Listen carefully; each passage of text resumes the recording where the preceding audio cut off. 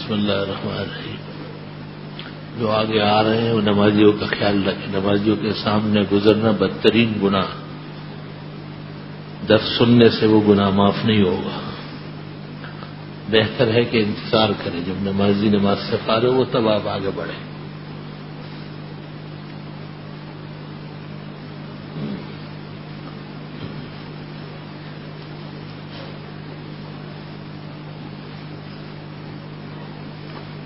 کے بعد کپڑے کھڑے ہو کر پہننے سے ایک ایسی بیماری مبتلا ہو جاتے ہیں جس کا علاج دنیا میں نہیں ہے. یہ صحیح نہیں.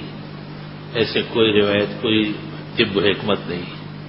بلا شبہ شلوار پہنتے وقت بیٹھنا بہتر ہے اور سنت ہے، لیکن کھڑے ہو کر کپڑے اتارنے یا پہننے میں شرعاً کوئی قباحت نہیں ہے. میرے سر کا آپریشن ہوا ہے، اس کی وجہ سے مجھے نیند نہیں آتی. اس حوالے سے کوئی وظیفہ بتائے. ٹھنڈے دودھ پر درود ابراہیمی 11 مرتبہ پڑھ کر رات کو سوئے اور اس کے بعد بات چیت نہ کریں، انشاءاللہ نیند آنا شروع ہو جائے گا.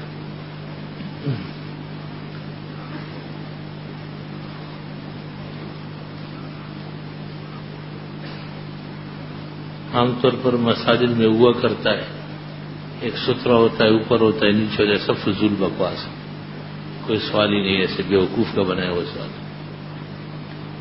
مسئلہ یہ کہ اگر کسی نے نکاح سے پہلے یہ قسم کھائی کہ اگر میں فلاں کام کروں تو میں جس عورت سے بھی نکاح کروں اس کو 3 طلاق ہو، پھر اس کے بعد اس نے وہ کام کر ڈالا، تو کیا ایسے آدمی کے کسی اور کے ساتھ نکاح کرنے کی ضرورت ہے؟ یہ دارالفتہ کو لے کر وہ صورت ہیلہ بتائیں گے. سجدہ تلاوت میں ایک ساتھ کتنے سجدے کر سکتے ہیں؟ سجدہ تلاوت میں ایک ساتھ 14 سجدے کر سکتے ہیں.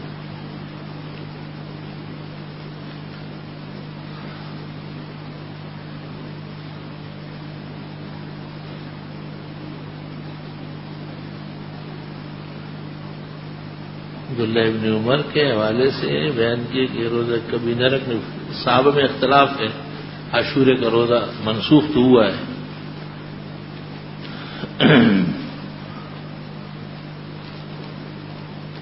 عاشورہ محرم پر مستقل رسالہ ہے مولانا اشرف علی صاحب کا، وہ دیکھ لیں. ہمارے گاؤں میں ایک لڑکی بغیر شادی کے بچہ جنم لی، اس کو ایک لڑکے کے ساتھ نکاح کرایا. اس کے بعد میں ثابت ہوا کہ اسی لڑکی کے ساتھ 5 لڑکے اور بھی برے افعال کرنے میں ثابت ہوئے. بچے کو کسی دوسرے آدمی نے بیٹے کی حیثیت سے لے لیا. کیا اس لڑکی کا نکاح پہلے لڑکے کے ساتھ صحیح ہے؟ بعد نکاح تو زانیہ کا ہو جاتا ہے، مال کراہیت اور جرائم بھی. روزے کی حالت پانی میں غوطہ لگانا روزے میں کچھ حال تو ہوگا یا نہیں؟ کچھ نہیں ہوگا، منہ بند رکھیں. قرآن و حدیث کے حوالے ہلاوا ایجاب قبول کرائے تو کیا نکاح ہو جائے گا؟ نکاح تو ایجاب و قبول کا نام ہے، آیات و احادیث کا پڑھنا سنت طریقہ ہے. یہ مسئلہ ایسا نہیں ہے کہ بھکتیوں کے بیان کا ہو، وہ اپنے ڈرامہ بازی کے شکار ہے. وہ کیونکہ حکومت کے تپیڑے کا جو تاب لانے رہے ہیں تو اب ادھر نکاح پڑھانے میں لگ گئے. یہ سب سے آسان کام ہے. ایک ظالم نے ایک لڑکی اغوا کی اور ایک ملے کو نکاح پڑھانے کے لیے بلایا، لیکن لڑکی نے اس ملے کو کہا کہ اگر آپ میرا نکاح اس ظالم سے کرا تو میرا ناحق ظلم تم پر ہوگا، میں راضی نہیں ہوں اس نکاح پر. تو اس مولوی نے اس کا نکاح نہیں پڑھایا. تو ظالم نے دوسرے یہ مسئلہ نہیں ہے، یہ آپ کی گپ شپ والی بات ہے، یہ کسی یار دوست کو لے کر کرے یا نہ بھیجا کرے. ظہر کی نماز میں اگر فرض سے پہلے کی 4 سنتیں رہ جائے، فرض نماز کے بعد پہلے 4 سنت پھر 2 پڑھ لیں، یہ قوی بات ہے. شرعی قوانین کے تحت طلاق شدہ عورت کو 3 ماہ کی عدت پورے کرنا ہوتی ہے، جبکہ اگر شوہر فوت ہو جائے تو 4 ماہ 10 دن عدت ہے. برائے کرم جواب دیجیے کہ دونوں قسم کی عدت میں بیوہ کو گھر سے باہر نکلنے کی اجازت ہے، لیکن مغرب سے پہلے واپس آ جائے. اگر باپ اپنی بیوی کو اور اپنی بیٹیوں کو ناحق مارے جبکہ وہ پاک دامن اور دیندار ہو تو بیٹے کو حق حاصل ہوگا باپ کو برا بھلا کہنے کا، پھر بھی برا بھلا نہ کھائے، تو آئے خیر کرے ان کے لیے. ایک رشتہ دار بیمار ہے 3 سال سے، اس کے لیے دعا فرما، اللہ صحت شفا دے. ایک شخص کی متعدد نمازیں قضا ہو گئی لیکن تعداد معلوم نہیں ہے، بس یہی پڑھتے رہے میرے ذمہ جو باقی ان میں پہلی فجر، میرے ذمہ جو باقی ان میں پہلی ظہر، اس طرح پڑھتا ہے۔ اتحاد مدارس دینیہ میں شیعوں کی طرح قادیانیوں کو بھی شامل کرنا درست ہے یا نہیں؟ اگر اگلے 5 سال میں مجلس عمل کو ضرورت ہوئی تو کر دیں گے وہ، مجلس عمل سے کوئی بعید نہیں ہے یہ حرکت ہے۔ ایسے کسی شیعہ لڑکے سے سنی لڑکی کا نکاح درست ہے یا نہیں؟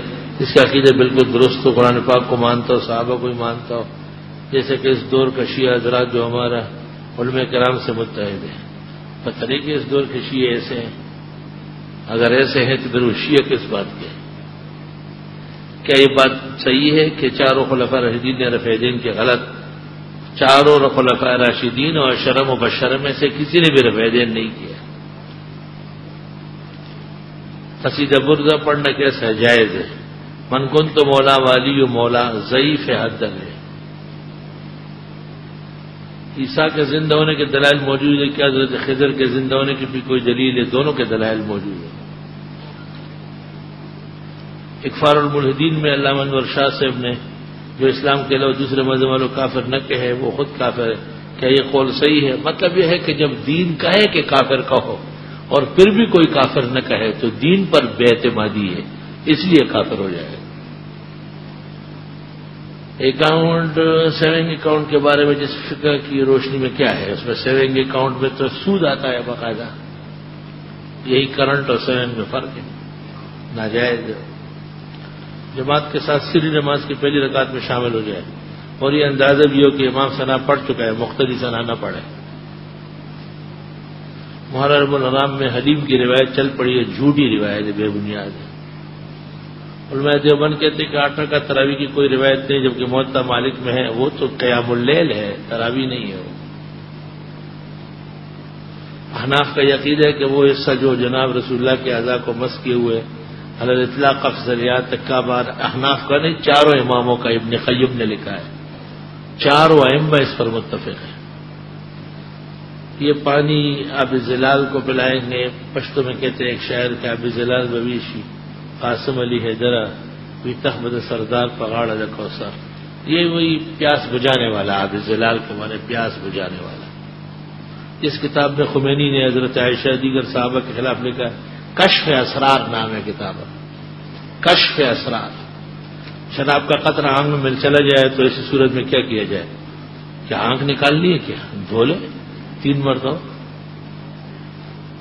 احناف فروعات میں ابو حنیفہ کے مقلد کے اصول و اعتقادات میں ابو الحسن اشعری نہیں، ابو منصور ماتریدی کی۔ یہ ایک کلامی مسئلہ ہے، اس میں آپ نہ پڑھیں۔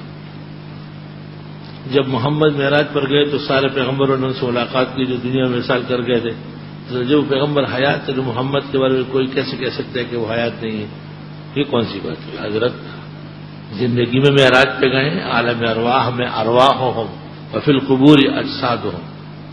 ڈاکٹر کے مشورے کے مطابق عورت کو بچہ دینے سے بند کرنا جائز ہے یا نہیں؟ صحت خطرے میں ہو تو جائز۔ یزید کی بد کرداری پر روشنی ڈالے، یہ بتایا کہ یزید دوزخی ہے جنتی نہیں، یزید مسلمان فاسق ظالم مرا ہے۔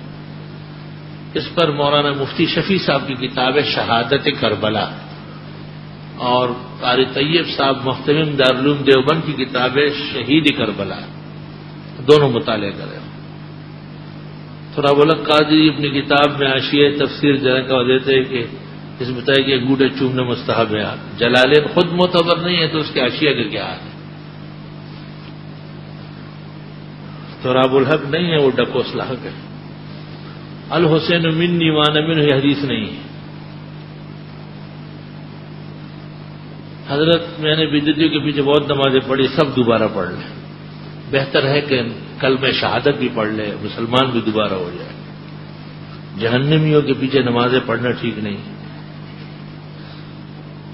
مروج گز کے مطابق سنت پگڑی کی مقدار کتنی ہونا چاہیے؟ 1.25 میٹر۔ پان، سگریٹ، نسوار سب نامناسب ہے۔ میں مسجد کا منتظم ہوں، جبکہ مسجد کوئی کمیٹی ٹرسٹ وغیرہ نہیں ہے، میرے پاس مسجد کا پیسہ فنڈز کے مد میں موجود ہے، کیونکہ 1 لاکھ سے زیادہ ہے کہ اس رقم کے مسجد ہی کے لیے تجارت میں لگا سکتے ہو نہ، بس مسجد کے کاموں کے لیے رکھیں، تجارت میں لگا لو گے لیکن بس خود کھا جاؤ گے۔ اس سلسلے میں طواف زیارت میں 10 11 12 کو صرف طواف کیا، صحیح نہیں کی بلکہ 13 تاریخ صحیح کی، یہ صحیح ہے، صحیح میں تاخیر جائز ہے۔ 10 تاریخ سے 12 تاریخ تک صحیح کی صرف 3 چکر لگائے، مجبوری کی وجہ سے 13 تاریخ کو صحیح کیا ہے، درست ہے۔ بیگم کے انتقال پر اگر ان کے غم میں غمزدہ اشعار لکھے جائے بہت بہتر ہے۔ کیا قبر کے چاروں طرف 2 اینٹ کے دیوار بنانا قبر کو بچانے کے لیے جائز ہے؟ کتبہ لگانا جائز ہے۔ ہم 4 بھائی 4 اور شادی شدہ ہیں، ہم سب کا مشترکہ کاروبار ہے، اب ہم تمام بھائی الگ الگ ہونا چاہتے ہیں۔ ہمارے بڑے بھائی کے 4 بیٹے ہیں، وہ بھی شادی شدہ ہے، ہمارے ساتھ کاروبار میں شریک ہے۔ آیا ہم بھائی الگ ہو جائے تو کیا بڑے بھائی کے لڑکوں کو بھی ان کا حصہ دینا ہوگا؟ نہیں، اصل مالک تو بھائی ہے۔ اب اگر ان کو کارندے کے طور پر آپ مان لیں تو کارندے کو جتنے دیا جاتا ہے اتنا دے سکتے ہیں، باقی صدار نہیں ہوں گے بھائیوں کی اولاد۔ آپ صاحب جو 3 جمعے قبل موبائل کے بارے میں بتایا تھا کہ موبائل میں گانے والی گھنٹی کے بجائے قرآن کی کوئی ڈال دے تو اچھا ہوگا، حالانکہ اس کے بارے میں نظام الدین نے کہا، بدخشانی نے کہا، فلان نے کہا، جو کہا غلط کہا ہے، پھر میں نے کہا ہے وہ صحیح کہا ہے، بات ختم ہو گئی۔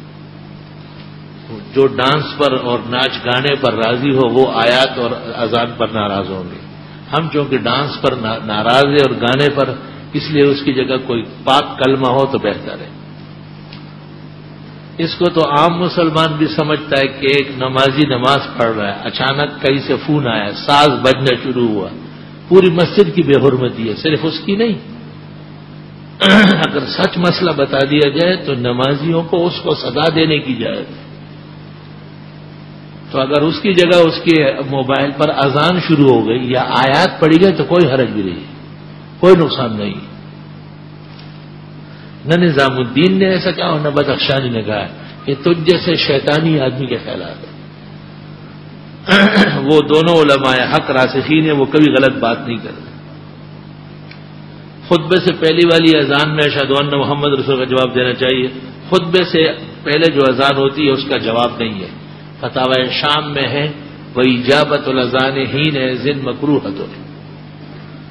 مشکات کے لیے عربی کے کوئی شرح لمعات و تنقیح شیخ عبدالحق کی یا مرقات ملا علی قاری کی۔ موٹر سائیکل چلتا ہوا کام کے سلسلے میں بعض اوقات پانی کی چھینٹے آ جاتے ہیں جو کہ موٹر سائیکل ہی چلتے ہوئے سوکھ جاتے ہیں، بعد میں معلوم بھی نہیں ہے۔ عام طور پر جو پانی ہوتا ہے وہ پاک ہی ہوتا ہے، گٹر کا پانی ہر جگہ نہیں ہوتا۔ ہمارے ایک دوست حج کر کے واپس آئے ہیں، انہوں نے یہ بتایا کہ اس نے مسجد نبوی کے امام سے یہ دریافت کیا قضا عمری کی نمازیں کس طرح ادا کی جائے، تو انہوں نے فرمایا کہ حج کرنے کے بعد تمام قضا عمری کی نمازیں معاف ہو گئی۔ اس نے پنجاب کے کسی فیصل آباد یا گجرانوالہ کے ماسٹر سے پوچھا ہوگا امام تک وہ کہاں پہنچا ہے، جھوٹ بولا ہے اس نے۔ نمازیں فرض ہے، امام کے کہنے سے کیسے معاف ہوگی؟ یہ تو بہت آسان طریقہ ہے، اس سے آپ 1 لاکھ روپے لے لیں اور اپنے ساتھ عمرے پہ لے جائے، حرم شریف میں اس کو 1 روپیہ دے دے، اس نے کہا 1 لاکھ کے برابر ہے، اور مسجد نبوی میں 1 دے دے 50,000 کے برابر ہے۔ اگر اس پر وہ راضی نہیں ہے تو پھر اللہ رسول پر جھوٹ نہ بولے۔